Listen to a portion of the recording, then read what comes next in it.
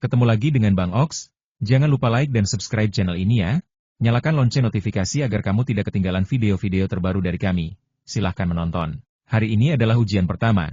Terdiri dari 2 esai 4 huruf dan sebuah puisi 5 karakter 6 rima. Judul, struktur puisi, dan format tertentu harus diikuti. Keseluruhan tidak boleh melebihi 700 kata. Umumnya, mereka yang bisa menyelesaikan dengan baik di sesi pertama akan lolos ke tahap berikutnya. Xiao Shitou tentu saja tidak khawatir dengan sesi ini.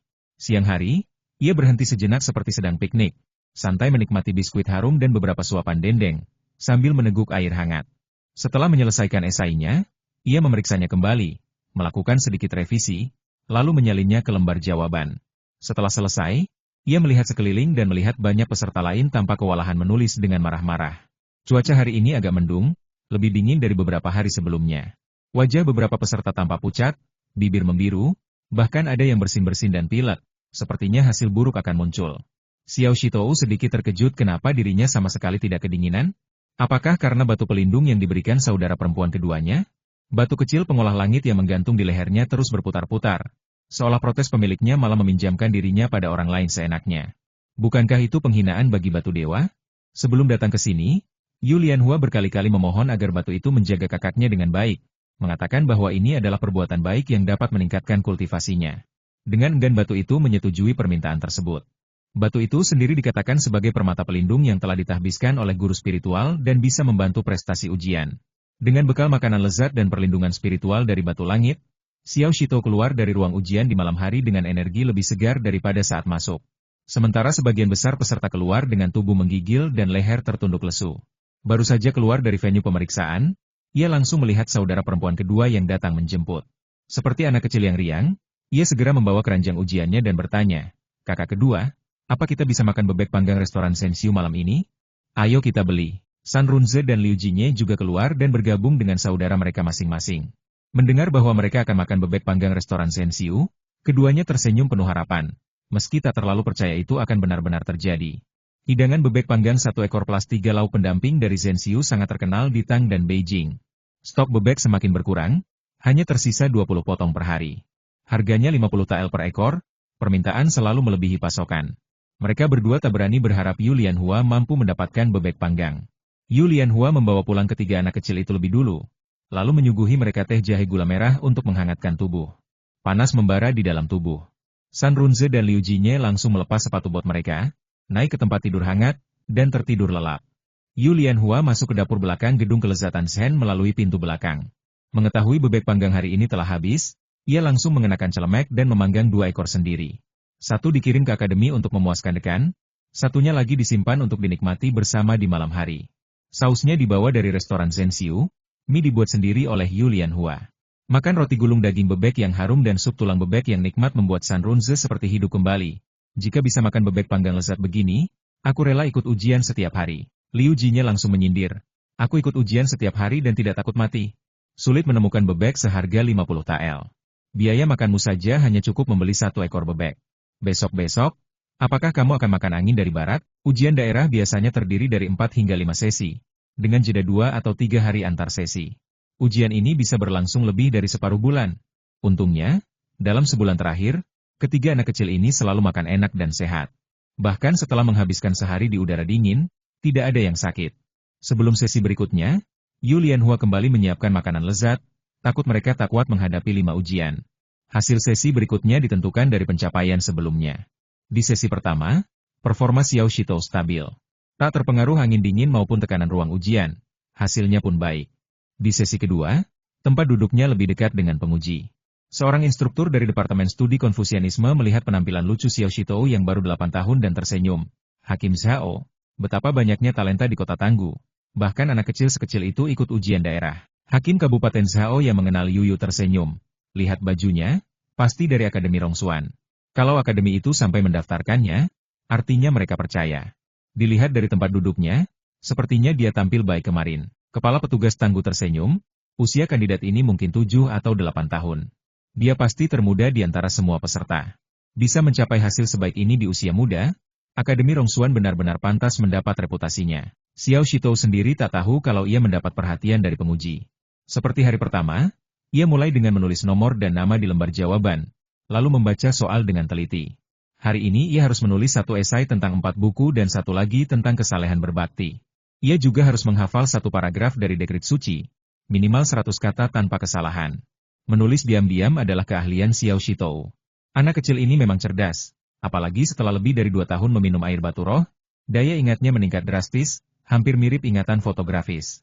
Inilah salah satu alasan mengapa Dekan Yuan setuju mengizinkannya mengikuti ujian daerah. Dekrit suci dan Guangsun ditulis dalam 4 huruf tanpa suara, dan Xiao Shitou mudah menghafalnya. Ia hanya butuh waktu lebih lama pada esai kesalehan berbakti. Setelah selesai, ia memeriksa kembali transkripnya dan menunggu waktu ujian berakhir. Pemuji di atas melihat ia sudah selesai lebih awal dan semakin terkesan. 3 sesi berikutnya akan menguji 5 bait, 1 rima dan bait, 1 puisi 5 karakter 8 rima, dan 2 kalimat pertama dari dekrit suci Guangsun yang ditulis sebelumnya harus diingat kembali dalam hati. 2 sesi berikutnya akan menguji syair, puisi, lagu, dan prosa paralel. Meskipun puisi, lagu, dan prosa paralel masih agak sulit bagi Xiao Shitou, ia tetap menulis dengan serius. Soal kualitas isi, itu urusan selera masing-masing. Selama ujian, Xiao Shitou juga menyadari pamannya berhasil melewati kelima sesi ujian. Namun pamannya berada di bawah tekanan besar. Meskipun makanannya disiapkan khusus oleh Zhang, ia biasanya tidak selera makan dan tubuhnya lelah. Kelima ujian terasa seperti siksaan. Setelah sesi terakhir, ia langsung pingsan saat keluar dari ruang ujian. Yu Dashan dan Zhang yang datang menjemputnya membawanya ke restoran terdekat dan memaksanya minum semangkuk sup panas hingga perlahan sadar kembali.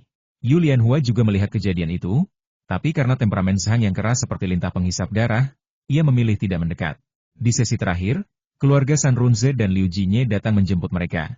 Yu Lianhua hanya membawa pulang adiknya. Yu Lianhua tidak pernah membayangkan bahwa dengan cepatnya Jujunyang menjadi semakin tidak senang. Bahkan menyalahkan dirinya sendiri karena tidak memikirkan masalah bahan makanan lebih awal. Ia lalu berpaling pada Tuan Liu dan berkata dengan suara dingin, "Pergilah, suruh Wu Deshun segera mengirim orang ke Fucheng untuk membeli daging dan telur. Jika tidak tersedia di sana, langsung pergi saja ke ibu kota." Sudut bibir Yu Lianhua sedikit tertarik, ia menjawab dengan tenang, "Mengapa kita tidak buru-buru memesan sesuatu sekarang? Siang dan malam pun, apakah kita harus seperti kelinci putih yang hanya bisa makan sayur? Baik. Maka hari ini aku akan mentraktirmu di restoran Zhenxiu." Setelah sekian lama makan bersamanya, belum pernah sekalipun ia mentraktir Yu Lianhua. Yu Lianhua mengedip-ngedipkan matanya 2 kali, lalu mengeluh pelan, "Jika kita pergi sekarang, mungkin sulit mendapatkan meja." Jujunyang mendongak, menatap Yao Xiao yang berdiri tak jauh dari situ, lalu bertanya dengan nada datar, "Bagaimana? Apa kamu punya masalah?" Tuan Muda Yao dengan sigap menyeka keringat di dahinya dan menjawab dengan senyum lebar. "Dengan kedatangan Pangeran Yang, maka kemasyhuran restoran kami pasti akan meningkat. Saya sangat senang jika Yang Mulia berkenan mencicipi hidangan kami." Meskipun keluarga Yao adalah pedagang kerajaan, mereka tetap membutuhkan dukungan kuat untuk menjaga bisnis mereka stabil di ibu kota. Dan saat ini, siapa lagi kalau bukan Pangeran yang menjadi pusat perhatian Kaisar? Jika bisa mendekatinya, itu akan sangat baik. Bahkan jika tidak bisa dekat, setidaknya tinggalkan kesan baik. Namun, apa yang didapatkannya hanyalah tatapan dingin tanpa rasa hormat. Jujunyang menyeringai, "Apakah kamu perlu aku ulangi 2 kali? Aku sudah bilang, aku yang akan mentraktir. Bisakah kamu beli 2 meja jamuan besar?" Memang benar, ia adalah anggota keluarga kerajaan, dan terkenal murung seperti yang dikabarkan. Yao Xiao merasa hatinya remuk, lalu melirik Yu Lianhua dengan harapan bantuan.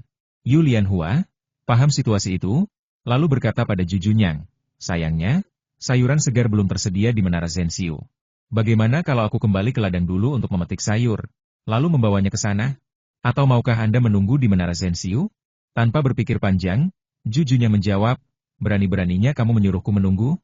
Kembalilah, petik sayuranmu dulu. Anak-anak itu juga sebentar lagi pulang dari akademi. Beritahu mereka untuk langsung pergi ke Menara Zhenxiu." Yu Lianhua melihat sekeliling. Manajer Liu telah pergi mengirim pesan, hanya tinggal mereka berdua. Lalu siapa yang akan memberitahu ketiga anak itu? "Pangeran kecil, apakah Anda bisa memetik sayur atau menjalankan tugas?" Yao Xiao melihat ekspresi wajah Jujunyang, lalu buru-buru berkata, "Biarkan Simo yang pergi. Dia sudah kenal dengan adik Nona Yu dan tahu jalan menuju Akademi Rongsuan. Yang Mulia silakan istirahat sejenak, saya akan ke Menara Zhenxiu untuk persiapan." Jujunyang mengangguk puas. Hanya dalam hubungan dengan keluarga Yu, atau tepatnya Yu Lianhua, sisi lembutnya tampak terlihat. Kabar itu sampai ke telinga ketiga anak kecil, membuat mereka gembira. Terutama San Runze yang selalu bangga bisa makan di restoran Zhenxiu. Semua orang tahu, restoran itu tidak cukup hanya dengan uang. Harus rela menunggu lama. Keluarganya bukan dari kota Tanggu, ayahnya tentu tidak ingin membuang waktu dan uang hanya untuk makan. Untunglah, mereka makan di ruang pribadi, bukan di aula umum. Jika tidak, sayuran yang dibawa Yu Lianhua pasti akan menjadi omongan banyak orang. Meski Chef Wang telah pergi ke ibu kota, koki penggantinya adalah muridnya sendiri, dan rasanya bahkan lebih enak dari sebelumnya. Yu Lianhua dan rombongan sangat puas. Satu-satunya yang tidak puas adalah Zhu Junyang. Ia terus memandang Yao Xiao dengan tatapan menusuk mengapa orang ini begitu lancang dan tidak tahu diri mendekati Yu Lianhua. Benar-benar tidak sadar diri. Sementara itu, Yao Xiao merasa tidak bersalah namun bingung kapan aku menyinggung Pangeran Yang. Tapi sepertinya dia memang tidak menyukaiku. Saat makan malam, Yao Xiao bertanya pada mereka, ujian Fucheng butuh waktu 3 tahap, termasuk masa istirahat di antaranya. Totalnya hampir setengah bulan. Sudahkah kalian pikirkan tempat tinggal? San Runze masih mengunyah daging ayam panggang. Mulutnya berminyak. Ia menelan habis, lalu berkata, tinggal saja di rumahku. Dekat dengan Yamen Prefektur, nyaman sekali. Liu Jinye tidak mau kalah, keluargaku juga punya rumah, tepat di seberang pusat ujian. Lebih nyaman tinggal di sana. Yu Lianhua telah memutuskan untuk pergi ke Fucheng mengikuti ujian. Ia tidak ingin merepotkan orang lain. Tinggal di penginapan terlalu ramai, tidak cocok untuk memberi makan tambahan pada adiknya. Melihat keraguan Yu Lianhua, Yao Xiao berkata, kalau tidak ingin tinggal bersama mereka, saya juga punya rumah di Fucheng, meski agak jauh dari pusat ujian. Butuh 2/4 jam berjalan kaki. Belum sempat ia menyelesaikan kata-katanya, pandangan dingin Zhu Junyang kembali menancap padanya. Dalam hati ia berkata kalau tidak hormat, artinya berniat jahat. Gadis ini selalu dekat dengan Lianhua, tujuannya pasti tidak lurus. Hatiku harus waspada. Jangan biarkan ada yang mengotori halaman putih ini. Apa yang perlu diragukan? Beli saja rumah di dekat pusat ujian. Uang bukan masalah. Jika kamu khawatir, aku bisa bantu pinjamkan. Zhu Junyang tidak ingin Lianhua ada hubungannya dengan Yao Xiao. Yu Lianhua menunduk sejenak, lalu berkata, jika ada rumah yang cocok, membeli memang pilihan terbaik. Setiap April, siswa datang mengikuti ujian. Jika dekat dengan tempat ujian, tidak perlu khawatir soal sewa. Tapi dengan lokasi bagus, siapa yang akan menjualnya? Zhu Junyang menjawab percaya diri, jangan khawatir, serahkan padaku. Aku janji akan carikan yang terbaik sebelum ujian dimulai. Ia tidak bicara asal. Ia tahu bahwa Prefek Jinwei memiliki beberapa properti di wilayah tersebut, salah satunya toko di depan, dengan halaman kecil dan 3 pintu masuk di belakang. Lokasinya dekat dengan halaman ujian. Lianhua pasti akan puas. Ia sama sekali tidak khawatir orang tidak akan menjual. Prefek itu dulunya ajudan ayahnya, Pangeran Jing. Hanya karena bantuan ayahnya ia bisa mencapai jabatan prefek. Masa jabatannya hampir selesai. Naik pangkat atau tidak, semua tergantung mood Pangeran Jing. Jika dia meminta toko itu, cukup bayar harga yang diminta. Meskipun ragu, Yu Lianhua tidak mengatakan apa-apa lagi. Jika Zhu Junyang benar-benar gagal mendapatkan rumah yang cocok, ia tidak akan sungkan tinggal di rumah Yao Xiao. Toh jarang dipakai. Zhu Junyang dapat melihat keraguan di wajah Yu Lianhua. Marah, ia langsung pergi ke Fucheng keesokan paginya, menemui Yan Zifu, dan menjelaskan maksudnya singkat. Hakim yang tahu masa jabatannya hampir habis, dan meskipun tokonya dalam kondisi baik, itu tidak sepenting masa depannya sendiri. Tanpa protes, ia menjual toko itu kepada Zhu Junyang dengan harga rendah. Melihat sikapnya yang rendah hati, Zhu Junyang menulis surat kepada ayahnya ketika kembali ke Tanggu, memberi beberapa pujian untuk Yan Zifu. Setahun kemudian, Yan Zifu menjadi gubernur Jingzhou. Meski sama-sama pejabat tingkat 4, tidak bisa disamakan dengan pejabat di ibu kota. Jingzhou mengatur politik wilayah Gyeonggi, posisi yang penuh kekuasaan. Setelah urusan pasokan makanan dan tempat tinggal di Fucheng selesai, tugas Yu Lianhua hanya tinggal merawat ketiga anak kecil dan pangeran yang dengan baik, menjaga suasana hati mereka tetap tenang. Tepat 3 hari sebelum ujian kekaisaran dimulai, saatnya berangkat ke Fucheng. Awalnya, Yu Hai khawatir saudara perempuan dan laki-lakinya harus pergi ke sana. Meskipun Yu Lianhua pandai, usianya masih muda. Tapi musim ini adalah waktu terpadat di ladang. Sayuran sudah siap panen, lahan melon seluas 10 hektar juga membutuhkan perawatan. Tidak boleh ada kesalahan. Ia begitu sibuk hingga berharap bisa membagi diri menjadi 2. Ujian kekaisaran adalah momen penting bagi putra bungsunya, bahkan seluruh keluarga. Sesibuk apapun, ia harus meluangkan waktu mengantar anak-anaknya ke Fucheng agar hatinya tenang. Namun, sebelum berangkat, Zhu Junyang mengatakan bahwa ia kebetulan ada urusan bisnis di Fucheng, dan akan bepergian dengan saudara kandung Yu Lianhua. Yu Hai pun lega menyerahkan mereka pada Pangeran Yang. Bukan karena sombong, tapi pangeran yang bahkan masih meminta putrinya membantunya menanam jagung. Bagaimana mungkin ia membiarkan Yu Lianhua melakukan kesalahan? Kereta pun disiapkan oleh Zhu Junyang. Kereta 3 kuda yang nyaman, Sangat cocok untuk perjalanan jarak jauh. Kakak beradik Yu Lianhua sangat lega meski sibuk berguling di dalam. Sebelum berangkat, Qian Wen sempat membuat janji untuk pergi bersama. Namun ketika melihat kereta megah itu, ia hanya bisa menahan rasa kecewa. Seberapa keras pun ia berusaha, ia tak mampu menyamai langkah mereka. Apakah jurang di antara mereka semakin lebar? Suara derap kaki kuda terdengar, kereta pun bergerak. Di dalam hanya terdengar suara batu-batu kecil yang bergemerincing. Baru saja melewati gerbang desa, kereta dihentikan seseorang. Yu Lianhua menarik tirai, dan ternyata Nyonya Zhang, wanita yang paling ia benci. Pengemudi kereta itu jelas seorang murid pelatihan. Ia mengarahkan cambuknya ke arah Nyonya Zhang dan berteriak, "Berhenti! Jika kamu nekat maju, jangan salahkan aku atas kasar." Jujunya mendengus, "Apalagi ini? Abaikan orang tak penting. Kita harus buru-buru." Nyonya Zhang buru-buru menunjuk putranya yang berdiri di belakang. "Yang mulia, saya mendengar bahwa putra bungsu Yu Lianhua akan mengikuti ujian di Fucheng. Ini adalah pamannya Yu Lianhua dan Xiao Shitou, mereka juga akan pergi ke Fucheng. Bisakah Yang Mulia berbaik hati memberi kami tumpangan?" Zhang Xi memang tekun demi putranya. Meskipun tahu pangeran yang tidak mudah didekati, ia tetap mencoba menjilatnya. Jika tidak bisa naik kereta, mereka harus berjalan ke kota, lalu naik kendaraan umum.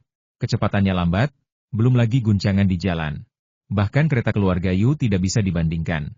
Setidaknya kereta ini punya ban karet. Ju Junyang tahu betul bagaimana perlakuan Zhang terhadap keluarga Yu Hai. Terlebih ketika Lianhua sakit dan ia tidak merawat Yinzi. Tiap mengingatnya, ia ingin menamparnya sampai mati. Tapi sekarang, guru itu entah dari mana. Meskipun ia ingin menghukumnya, Yubo tidak berani melawan. Bagaimana jika ia membahayakan keluarga Lianhua? Meskipun ia yakin bisa melindungi Lianhua, ia tidak bisa selalu tinggal di desa Dongshan. Tepat ketika Ju Junyang hendak menolak dengan tegas, ia melihat Yu Lianhua melambai dari dalam kereta. Ia mendekat, membungkuk, mendengarkan bisikan Lianhua, lalu melihat ke arah Yubo dan berkata, "Dia boleh ikut. Tapi kamu, tidak. Ujian daerah telah berakhir, dan kini tiba saatnya menunggu pengumuman hasil. Daftar nama peserta yang lolos ke ujian prefektur akan segera turun pada pertengahan Maret." Dengan penuh harap, Yu Lianhua memandang daftar itu, dan betapa leganya hatinya melihat ketiga anak kecil Xiao Shitou, San Runze, dan Liu Jinye berhasil masuk dalam barisan terdepan. Tidak hanya itu, nama pamannya, Yubo, juga tercantum di sana. Tepat saat Yu Lianhua sedang membaca dengan cermat, suara ceria Xiao Shitou menyergap dari belakang. "Kakak Qian Wen, lihat daftarnya juga. Kakak perempuanku yang kedua pasti bisa bantu carikan namamu." Yu Lianhua tersenyum, mencari sekilas dan benar saja. Nama Qian Wen tidak jauh dari adiknya. Ia lalu keluar dari keramaian, menepuk bahu Xiao Shitou dengan bangga. "Kamu mengerjakan soal dengan baik, bahkan masuk 20 besar. Teruslah berjuang, keluarga kita akan segera memiliki seorang sarjana muda." Qian Wen membalas dengan senyum lembut, "Selamat untukmu juga, Shitou kecil." Yu Lianhua mengembangkan senyum lebih lebar. "Qian Wen, aku juga melihat namamu. Selamat. Mohon tetap menjaga batu kami saat kamu pergi ke Fucheng nanti." Qian Wen tampaknya sudah menduga hasil ini sejak awal. Wajahnya tenang, tanpa terlalu banyak euforia. Ia mengangguk singkat. "Dengan hubungan antara keluarga kita, tentu saja aku bisa melakukannya." Setelah berbincang sejenak dengan Qian Wen, Yu Lianhua membawa Xiao Shitou kembali ke desa Dongshan. Tinggal kurang dari sebulan menuju ujian prefektur, dan Akademi Rongsuan hanya memberi libur 2 hari setelah hasil diumumkan. Saat itu sudah pertengahan Maret, waktu yang sempit bagi Yu Lianhua untuk menanam sayuran musim semi di rumah. Jika terlambat, ia harus rela melewatkan panen. 2 hari ini pun ia manfaatkan sepenuhnya, menyiapkan ladang sayur dan menyerahkan pengelolaannya kepada ayah serta warga desa. Sesampainya di desa Dongshan, bayangan kuda-kuda terparkir rapi di halaman depan rumah menyambut mereka. Begitu masuk, ternyata pangeran yang sendiri yang datang berkunjung. Ju Junyang duduk santai meneguk teh Biluocun kelas atas, minuman favoritnya. Air dari sumur keluarga Yu membuat rasanya lebih istimewa dibandingkan tempat lain. Bahkan makanan biasa terasa lebih nikmat jika dimasak dengan air tersebut. Sepertinya sumur itu memang menyimpan rahasia tak terduga.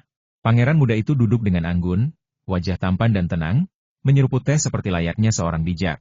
Yu Lianhua memandangnya sejenak, lalu tersadar bahwa aura dingin itu justru semakin mempercantik suasana halaman sederhana mereka. Mendengar langkah kaki, Ju Junyang mendongak, matanya bertemu pandang dengan Yu Lianhua. Sorot mata itu cukup untuk membuat hati sang pangeran hangat. Sambil tersenyum samar, ia bertanya, "Bagaimana hasil ujian Kabupaten Xiao Shitou? Apakah dia lolos?" Xiao Shitou langsung menjawab dengan semangat, "Aku lolos. Aku masuk kuota ujian prefektur." Yu Hai dan Nyonya Liu berseri-seri. Yu Caifeng dan istrinya juga ikut memberi selamat. Yu Hai berkata rendah hati, Ini baru babak pertama. Masih ada 2 ujian lagi. Jangan terlalu cepat berbangga diri. Tetap fokus, Shitou. Nada riang terus mengisi ruangan. Xiao Shitou mengangguk bersemangat. Nyonya Liu hampir tak bisa menyembunyikan senyumnya. Kalian pasti lapar. Ibu akan buatkan sesuatu yang enak. Yu Lianhua hendak membantu, tapi ibunya menahannya. Lianhua, pergilah dan siapkan benih sayuran. Tanah sudah dibajak dan dipupuk, tinggal menabur saja. Yu Hai menambahkan, ada juga biji semangka. Sudah waktunya direndam. Awalnya aku ingin merendamnya duluan, tapi ibumu khawatir aku salah proses dan menunda panen. Lagi pula, pesanan dari Fu Cheng semakin banyak. Semakin banyak semangka, semakin bagus. Yu Lianhua berpikir sejenak, lalu berkata, kalau begitu, tanamlah lebih dari 10 hektar semangka di desa. Untuk jagung, tanamlah di Zhuangzi pinggiran kota kuno Tang. Ngomong-ngomong, ayah, musim gugur lalu Zhuangzi belum panen. Bagaimana dengan para petani penyewa? Yu Hai mengangguk, memang tidak mudah. Bukan hanya Zhuangzi kita, semua tempat sama. Tapi desa Dongshan masih lebih baik. Yang bisa aku lakukan hanyalah membebaskan mereka dari sewa. Banyak keluarga sulit bertahan hidup karena tidak punya cadangan makanan. Meski istana kekaisaran membagikan bantuan biji-bijian dan menjualnya dengan harga murah, tetap saja banyak yang tidak mampu. Di musim semi, jumlah orang yang menjual rumah, tanah, bahkan anak-anak perempuan meningkat. Yu Lianhua melanjutkan, setelah adikku selesai ujian prefektur, kita bisa mulai menanam jagung. Lebih dari 100 hektar tanah di desa membutuhkan banyak tenaga membajak, memupuk, menabur, hingga merawat. Petani penyewa mungkin tidak punya cukup makanan untuk bertahan. Mengapa tidak kita pekerjakan mereka sebagai buruh tetap? Semakin banyak bekerja, semakin banyak upah. Kalau hasilnya bagus, bisa kita tambah bonus. Menurut ayah, apakah ini bisa berhasil? Yu Hai menyetujui ide itu, benar. Mari kita buat aturannya dulu. Pamanmu dan aku akan ke Zhuangzi dalam 2 hari lagi untuk minta pendapat semua orang. Jujun yang menyela, aku juga membeli beberapa bidang tanah di sekitar Tanggu. Aku serahkan juga ke kalian untuk mengurusnya. Yu Lianhua terkejut. Pangeran kecil, kenapa kamu beli tanah di Tanggu? Berapa banyak? Apakah kamu juga menanam jagung? Perintah Kaisar, jawab Jujun yang tenang. Tahun lalu, ladang jagung Jingli rusak oleh belalang. Hasilnya jauh lebih buruk daripada milikmu. Kaisar ingin melakukan percobaan di ibu kota dan Tanggu untuk melihat mana yang lebih cocok untuk budidaya jagung. Aku disuruh tinggal di Tanggu sebagai koordinator. Ladang percobaan di Jingli ditangani oleh pegawai senior dari Kementerian Pendapatan. Yu Lianhua mengernyit dalam hati. Tanpa air batu rohku, hasil di ibu kota pasti tidak akan sebagus ini. Apakah ini juga termasuk kontribusi diam-diamku pada pangeran kecil? Namun, ia tetap berkata jujur, jagung memang sangat mudah ditanam. Adaptif terhadap segala jenis tanah. Tahun lalu, keluargaku menanamnya di tanah berpasir, hasilnya lumayan tinggi. Jujunnya mengangguk, Kaisar bilang keluargamu punya pengalaman sukses. Kedua ladang percobaan butuh bantuanmu. Tentu saja, bantuan itu tidak akan sia-sia. Setelah selesai, kamu akan diberi imbalan. Imbalannya emas, perak, permata, sutra dan satin, rumah megah atau tanah luas. Mata Yu Lianhua bersinar, tangannya mengepal di dagu seperti kucing yang melihat ikan lezat. Jujun yang tersenyum, semua ada. Tapi belum termasuk hadiah dari Kaisar. Aku yang akan tambah imbalannya. Apakah kamu puas? Yu Lianhua menggeleng. Pura-pura kesal, pria dan wanita tidak boleh sentuhan. Aku sudah 11 tahun, bukan anak kecil lagi. Harap berhati-hati. Yu Hai nyaris mencekik. Matanya hampir meloncat keluar. Andai lawan bicara bukan seorang pangeran, pasti lengannya sudah dipatahkan. Tapi apa-apaan ini? Apa maksud pangeran yang datang ke sini? Apakah dia tertarik pada putrinya? Yu Hai harus lebih waspada. Putrinya baru 11 tahun, belum pantas digoda pangeran liar. Jujunyang tidak menyadari amarah ayah Yu Lianhua. Ia masih menatapnya lembut. 11 tahun? Kamu harus makan lebih banyak agar tidak menjadi kurcaci. Yu Lianhua terdiam. Memang benar, meski sudah 2 tahun minum air batu roh dan dokter mengatakan kondisinya sudah pulih, tubuhnya tidak bertambah gemuk. Xiao Lian saja sudah setengah kepala lebih tinggi darinya. Apakah ini gejala sisa dari penyakit masa lalu? Melihat ekspresi sedih Yu Lianhua, Jujunyang berkata pelan, jangan terlalu khawatir. Ada yang tumbuh cepat, ada yang lambat. Cucu Jing Zhaoin saja baru tinggi setelah 15 tahun. Kamu masih punya 6-7 tahun untuk tumbuh. Yu Lianhua membatin. Aku tidak tahu siapa yang pertama kali menusuk jantungku, tapi sekarang aku ingin menamparmu. Ia lalu berbalik marahi dan pergi ke gudang, mengeluarkan cairan batu roh untuk mempercepat pertumbuhan benih sayur. Prosesnya sederhana, rendam benih dalam cairan batu roh, lalu biarkan. Dalam 1 atau 2 hari bisa langsung ditanam.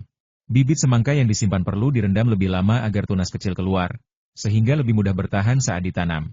Sayuran tahun ini terlambat hampir setengah bulan. Agar tidak terlambat lebih jauh, Liu meminta bantuan kenalan, membayar 30 sen per hari. 4 hingga 5 hektar lahan bisa diselesaikan 7 atau 8 orang dalam sehari. Setelah sayuran selesai ditanam, Yu Lianhua hampir siap kembali ke kota. Sebelum pergi, ia menyiram sumur belakang dengan cairan batu roh dan meminta batu butian kecil untuk melepaskan kekuatan spiritualnya ke dalam air. Ia juga memperingatkan ayahnya untuk hanya menggunakan air sumur itu untuk menyiram sawah dan tanaman semangka, karena air itu tidak biasa. Yu Hai pun akhirnya menyadari keistimewaan itu. Nasi yang dimasak dengan air sumur memang lebih enak. Tentang manfaatnya bagi tanaman, ia melakukan eksperimen kecil. 1 petak sayur disiram dengan air sumur, 1 lagi dengan air kolam. Hasilnya jelas yang disiram air sumur tumbuh lebih subur dan cepat. Bagaimana putrinya tahu ini? Apakah peri memberitahu dalam mimpi? Atau air sumur itu adalah karunia para dewa? Yu Hai menyimpan pertanyaan itu rapat-rapat. Ia juga mengumpulkan keluarga kecilnya, meminta mereka untuk tidak membocorkan rahasia air sumur itu pada siapapun, demi menghindari masalah. Dengan ayah dan pamannya yang bertanggung jawab di rumah, Yu Lianhua kembali ke kota untuk fokus menjadi juru masak bagi adiknya. Ayah San Runze dan Liu Jinye juga datang setelah hasil ujian diumumkan. Mereka membayar 50 tael perak untuk asrama dan memintanya untuk menjaga kedua anak itu. Maksudnya tetap sama 1 domba digiring, 3 domba digembalakan. Yu Lianhua tidak menolak lagi. Yu Lianhua membuka sebidang tanah kecil di halaman rumahnya, menanam berbagai jenis sayuran. Di dalam sana tersimpan batu butian kecil yang bisa mempercepat pertumbuhan tanaman. Jika ia ingin memetik sayuran tertentu, cukup menggoyangkan batu itu, sayur pun akan cepat matang. Anak-anak kecil itu tentu saja tidak tahu rahasia ini, mereka hanya mengira sayuran yang ditanam Yu Lianhua memang tumbuh sangat subur dan cepat. Ju Junyang, begitu mendengar bahwa Yu Lianhua menjadi juru masak di kota untuk membantu adiknya yang sedang bersiap menghadapi ujian kekaisaran, langsung tak betah tinggal di desa Dongshan.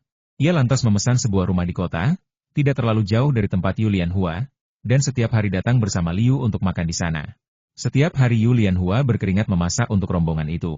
Musim semi memang musim panen yang melimpah, sayuran segar dan lezat mudah didapat, tetapi soal daging, semuanya sulit. Daging babi, ayam, bebek, dan telur yang disimpan dari tahun lalu hampir habis. Ketiga anak itu, baik Ju Junyang maupun 2 orang lainnya, semuanya penyuka daging. Kalau hanya diberi hidangan sayur, pasti tidak akan bertahan lama. Saat anak-anak pergi ke akademi, Yu Lianhua mulai menjelajahi pasar mencari bahan daging ayam, bebek, telur tetapi selalu pulang dengan tangan kosong. Karena bencana alam, rakyat takut makanan dibuang sia-sia, maka banyak ternak disembelih lebih awal. Buruan di hutan juga semakin langka, sehingga pasokan daging benar-benar terbatas. Di tengah kesulitan itu, suatu hari di jalanan kota, Yu Lianhua bertemu Tuan Muda You yang sedang berkuda melintasi pasar. Pemuda tampan berpakaian cerah itu melihat Yu Lianhua, lalu mengerat kudanya dan bertanya dengan alis berkerut, "Lianhua, ada apa? Dengan hubungan keluarga kita? Jika ada masalah, kenapa tidak langsung bicara padaku?" Yu Lianhua teringat pada dapur besar rumah masakan Shen, yang selalu tampak penuh bahan. Ia lalu menceritakan masalahnya pada You Xiao. "Masalah seperti ini bukanlah hal besar bagiku. Keluargaku memiliki kapal sendiri. Setiap bulan 2 kali kami belanja ke daerah selatan. Ayam, bebek, daging, dan telur selalu tersedia. Jika kamu butuh, tinggal ambil saja ke dapur." "Baiklah, aku akan suruh Qian Xiao Duo mengirimkan bahan-bahan itu ke rumahmu 2 kali seminggu." Tuan Muda You tahu Yu Lianhua terlalu sopan, malu meminta secara langsung. Jadi, lebih baik dia yang mengambil inisiatif memberikan kiriman tersebut. Yu Lianhua tersenyum malu-malu. "Terima kasih banyak, tapi saya harus membayar biaya bahannya. Apalagi yang perlu dipersoalkan? Uangnya akan dikurangi dari dividenmu," kata You Xiao dengan tatapan agak kesal. Terkadang Yu Lianhua terlalu rendah hati, membuatnya merasa seperti bukan saudara dekat. Kalau tidak suka menerima barang gratis, pasti tidak akan mau menerimanya.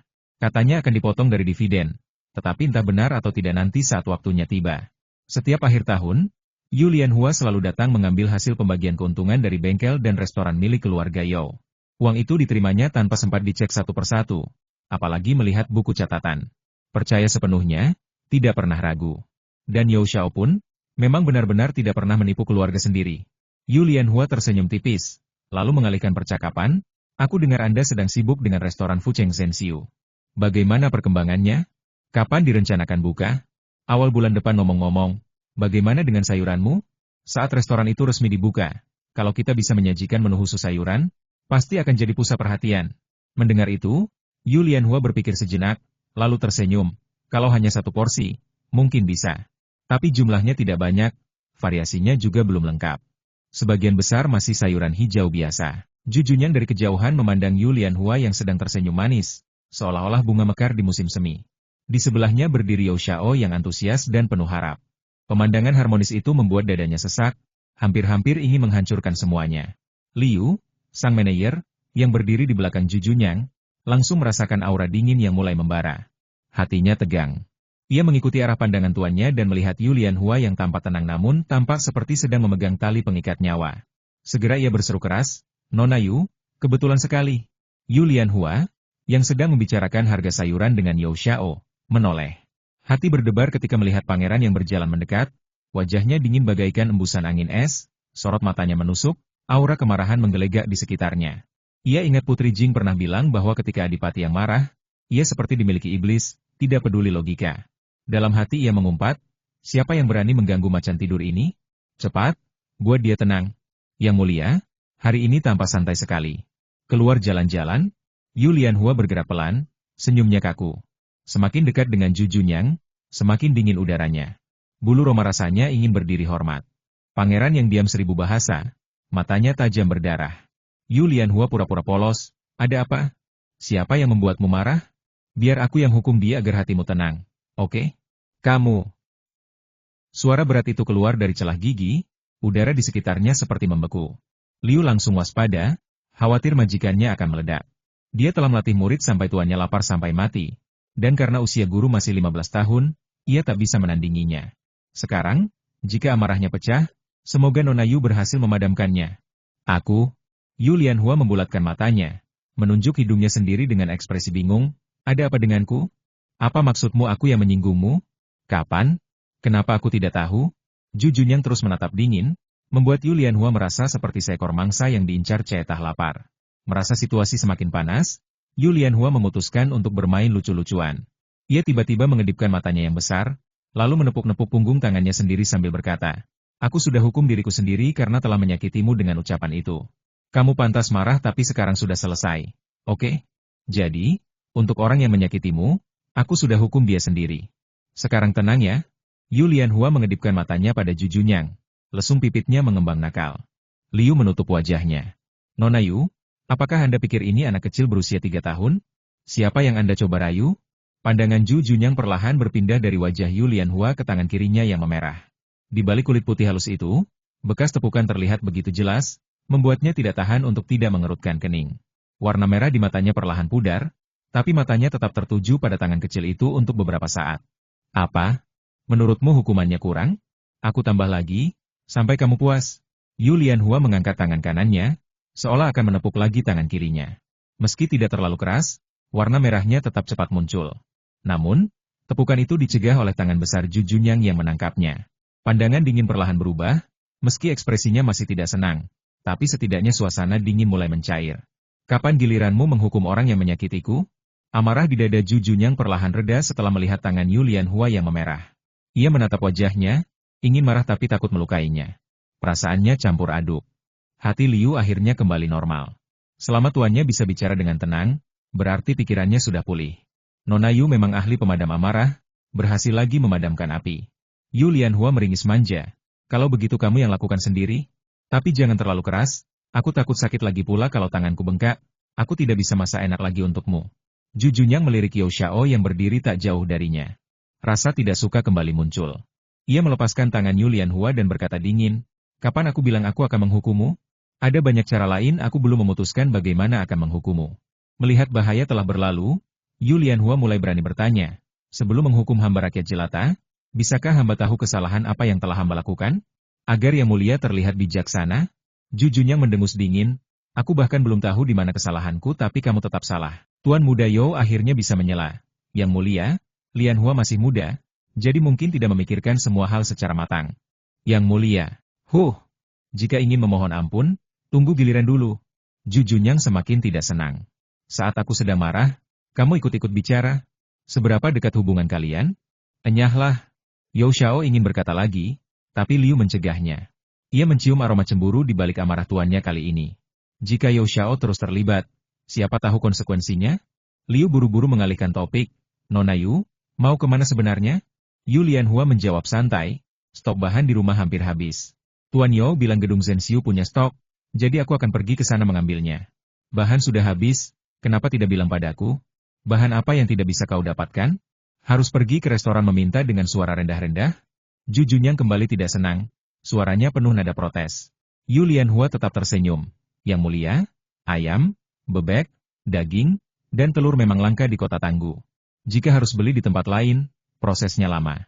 Zhenxilou setiap bulan 2 kali pergi ke selatan, bisa membawa bahan itu untuk kami. Kami sudah kerja sama dengan mereka bertahun-tahun, jadi tidak perlu repot-repot meminta Yao Xiao. Ketika Nyonya Zhang menyaksikan kejadian tadi, diam-diam ia mencela Yu Lianhua sebagai iblis dalam wujud manusia. Seandainya bukan karena gadis yang telah meninggal itu, bagaimana mungkin pangeran daerah tidak mengizinkannya masuk ke dalam kereta? Benar-benar, Nyonya Zhang, engkau terlalu memikirkan diri sendiri. Zhang ingin membela diri dengan beberapa kata lagi, tetapi Ju Junyang sudah tidak sabar dua pilihan. 1. Dia masuk ke dalam kereta sendirian. 2. Kalian berdua tidak usah naik kereta sama sekali. Yubo melihat amarah pangeran daerah, buru-buru ia berkata kepada ibunya, ibu, aku bukan anak kecil lagi, tak perlu lagi kau atur. Aku punya teman baik di Fucheng, dan kami sepakat untuk tinggal di rumahnya. Jangan khawatir, aku akan menunggu kabar baik tentang kakakku di rumah. Nyonya Zhang menatap tajam ke arah kereta seolah bisa menembus tirai dan melihat Yu Lianhua yang telah tiada. Melihat tatapan itu, kemarahan Ju Junyang semakin memuncak. Ia mengayunkan cambuknya ke udara, membuat suara keras yang menggelegar. Terkejut dan ketakutan, Zhang mundur beberapa langkah hingga kakinya lemas dan jatuh duduk di tanah. Wajah galaknya berubah menjadi raut ketakutan yang mendalam. Berangkat, teriak Ju Junyang pada pengemudi. Hatinya geram. Aku kasih tumpangan padamu hanya karena Nayubo adalah pamannya Lianhua. Tapi kau, wanita tua tanpa budi, berani menatap Lianhua seperti itu? Mencari ajal? Meskipun Nyonya Zhang tidak mengerti mengapa pangeran daerah tiba-tiba murka, ia tahu jika kereta ini berangkat begitu saja, putranya harus melakukan perjalanan panjang sehari penuh menuju Fucheng sambil menghabiskan biaya besar. Entah dari mana datangnya keberanian, ia maju mendekat, meraih roda kereta dengan kedua tangan sambil berseru keras, yang mulia, maafkan keserakahanku. Aku akan membawa putraku ikut denganku sesuai perintahmu. Aku telah berubah pikiran. Tak satu pun dari kalian boleh naik keretaku. Kecuali, Ju Junyang meliriknya dengan jijik, menantikan jawaban. Kecuali apa? Nyonya Zhang tergesa bertanya, masih menyimpan harapan. Kecuali kau memohon maaf pada Lianhua. Dengan ingatannya pada tatapan tajam tadi, hati Ju Junyang semakin gelap. Sang terdiam, lalu bertanya pelan, mengapa? Belum lagi pikiran jahat yang sempat kau simpan tadi. Apakah kau lupa bagaimana kau perlakukan dia dan keluarganya dahulu? Apakah kau tidak berhutang permintaan maaf padanya? Walaupun Ju Junyang mau bicara lebih panjang dengan wanita tua ini, api amarahnya belum juga reda. Nyonya Zhang membuka mulutnya, tapi putra bungsunya menarik ujung bajunya. Yubo diam saja, menyaksikan ibunya yang bingung. Pangeran ini bisa membunuh kita hanya dengan satu jari. Sudah terlambat untuk menolak. Lebih baik kau menunduk kali ini. Apa untungnya menyinggung pangeran yang? Barulah saat itu Nyonya Zhang teringat bahwa lawannya bukanlah orang biasa, melainkan pejabat yang bisa membungkuk dan bangkit kembali sesuka hati. Untuk keselamatan putranya, ia rela melepas harga diri Lianhua. Akulah yang salah di masa lalu. Itu semua karena keluargamu yang hidup miskin. Engkau bukan nyonya rumah tangga, tak tahu betapa mahalnya kayu bakar dan beras. Banyak mulut yang harus kuberi makan. Aku tak bisa membiarkan seluruh keluarga mati kelaparan karena satu orang. Setelah bertahun-tahun, kini kau hidup sejahtera. Marilah kita lupakan masa silam. Permintaan maaf? Dengarkan nada dingin itu, kata-katanya pahit dan penuh ejekan, seolah dari nanci belaka. Bukankah Yu Lianhua yang menderita? Nyonya Zhang tua, kami tak memiliki nenek sekejam engkau. Jangan lupa, kakekku telah menceraikanmu, dan tolong jangan kira orang lain bodoh. Saat aku sakit, kau bisa berpura-pura tak punya uang untuk obat. Itu masih masuk akal. Tapi ketika kaki ayah digigit beruang buta, pamanku Sao memberimu 300 tael perak hasil menjual beruang itu. Namun kau enggan mengeluarkan 1 sen pun untuk merawat ayahku. Bahkan lebih parah lagi, kau mengusir kami dari rumah seperti pengemis. Kalau bukan desakan kakek, kau tak akan memberi kami 300 tael itu. Kami adalah keluarga yang muda, sakit, dan luka. Tidak ada hati nurani yang akan memperlakukan orang seperti itu. Ingin berteman dan membangun hubungan?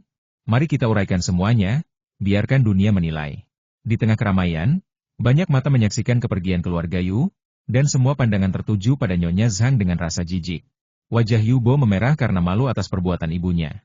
Yu Lianhua melanjutkan, itu baru sebagian dari apa yang kau lakukan pada kami. Ayahku bukan anak kandungmu, Orang memang sering memiliki motif egois. Tapi kami telah tinggal bersama lebih dari 20 tahun. Kakekku tinggal bersamamu selama 20 tahun, membesarkan putramu yang bahkan tidak memiliki hubungan darah dengannya. Dia sudah tua renta. Demi menghidupi keluarga ini, dia bekerja setiap hari, sampai-sampai pergi memancing di tengah angin dan hujan tanpa istirahat. Tapi bagaimana kau memperlakukannya? Penyakit ringan pun kau abaikan, biarkan dia menanti ajal di gubuk kecil. Andai aku tidak datang tepat waktu, kakekku pasti mati kelaparan dan kehausan. Jika Tuhan tidak menyayangi kami, seluruh keluarga kami dan kakekku akan binasa karena ulahmu. Lebih baik kau akui dosamu dan hapus noda itu sekarang. Ucapan Yulian Hua seperti tamparan keras di wajah Nyonya Zhang, mempermalukan dan membongkar aibnya di hadapan umum. Di bawah sorotan penduduk desa, wajah Nyonya Zhang memerah malu. Sekiranya ada celah di bumi, ia pasti akan masuk. Tong, ting, ting, ting. Istirahat dulu bosku. Lanjut ke video berikutnya dan jangan lupa like dan subscribe channel ini ya. Nyalakan lonceng notifikasi agar kamu tidak ketinggalan video-video terbaru dari kami, Tong, Ting. Ketemu lagi dengan Bang Ox. Jangan lupa like dan subscribe channel ini ya. Nyalakan lonceng notifikasi agar kamu tidak ketinggalan video-video terbaru dari kami. Silahkan menonton. Hari ini adalah ujian pertama. Terdiri dari 2 esai 4 huruf dan sebuah puisi 5 karakter 6 rima. Judul, struktur puisi, dan format tertentu harus diikuti. Keseluruhan tidak boleh melebihi 700 kata. Umumnya, mereka yang bisa menyelesaikan dengan baik di sesi pertama akan lolos ke tahap berikutnya. Xiao Shitou tentu saja tidak khawatir dengan sesi ini. Siang hari, ia berhenti sejenak seperti sedang piknik, santai menikmati biskuit harum dan beberapa suapan dendeng, sambil meneguk air hangat. Setelah menyelesaikan esainya, ia memeriksanya kembali, melakukan sedikit revisi, lalu menyalinnya ke lembar jawaban. Setelah selesai, ia melihat sekeliling dan melihat banyak peserta lain tanpa kewalahan menulis dengan marah-marah. Cuaca hari ini agak mendung, lebih dingin dari beberapa hari sebelumnya. Wajah beberapa peserta tampak pucat, bibir membiru, bahkan ada yang bersin-bersin dan pilek. Sepertinya hasil buruk akan muncul. Xiao Shitou sedikit terkejut kenapa dirinya sama sekali tidak kedinginan. Apakah karena batu pelindung yang diberikan saudara perempuan keduanya? Batu kecil pengolah langit yang menggantung di lehernya terus berputar-putar. Seolah protes pemiliknya malah meminjamkan dirinya pada orang lain seenaknya. Bukankah itu penghinaan bagi batu dewa? Sebelum datang ke sini, Yulian Hua berkali-kali memohon agar batu itu menjaga kakaknya dengan baik, mengatakan bahwa ini adalah perbuatan baik yang dapat meningkatkan kultivasinya. Dengan enggan batu itu menyetujui permintaan tersebut. Batu itu sendiri dikatakan sebagai permata pelindung yang telah ditahbiskan oleh guru spiritual dan bisa membantu prestasi ujian. Dengan bekal makanan lezat dan perlindungan spiritual dari batu langit, Xiao Shitou keluar